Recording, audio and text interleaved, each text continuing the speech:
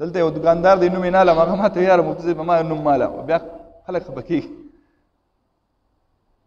و یاره راشي وایي ښه ځوانان ماشاءالله په کلب کې چې ودرېږي که نه په کلب کې د باډي بلډینګ دپاره به د دنیا دا اوسپنې اوچتۍ او دا غوبل یې جوړ کړي ټیک ده ستا د ځوانۍ زور دا دی ته په کلب کې وباسې په کلب کې مه وباسه راشه په رمضان مبارک کې عبادت وکړه دلته ټول بوډاګان سپینګري په تراو ولاړ او ځوان تللی دی رو په کلب کې دا زوره جوړ کړی چل کې لکه باډي جوړم مړه ستا په دې باډی دی لانې څه باډي جوړ چل کې ولې جهاد لځې نه چې ځان سمارټ کوم زه سمارټ بشي جو جنہ کوي د وخت سل بوش تراو ته ودرېګا الله رب العزت په فرشتو باندې فخر فرمایي زما فرشتو ګورئ کنه تاسو وی چې دا انسان په پزمکه باندې فساد کوي قتل وکړي راشه نه ګورئ کنه زما بنده ما ته ولاړ څنګه عبادت کوي الله په فخر باندې فرمایي راشه ځواني دی ته وای قاری صاحب مخې ته دی حافظ قرآن مخې ته دی او ولاړ دی د الله کلام وای د الله کلام وای د الله سره تعلق دی د هغه یو لفظ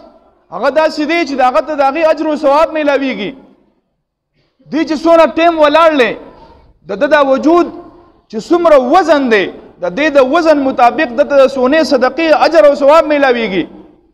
ثابته ورځ دې کوشش کې قرآن یادی د دې دپاره چې ماسوتن په تراوو کې غلط نشمه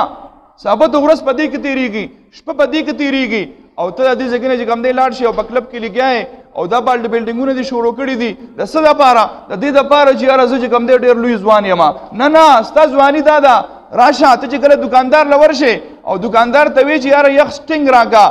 یخ کوک راکا او ورسره ماله چپس او پاپړ راکا نو دقل د ستا ځواني بیا ډېره بېکاره ده هسې نه چې دا د جهنم ایندن خو چېرته نه دی دا یو خبره یاد لرئ ګورئ که ستا مال ستا دا وجود دا د الله په کلام باندې نه لګي ته ډېر بدبخته یې ګورئ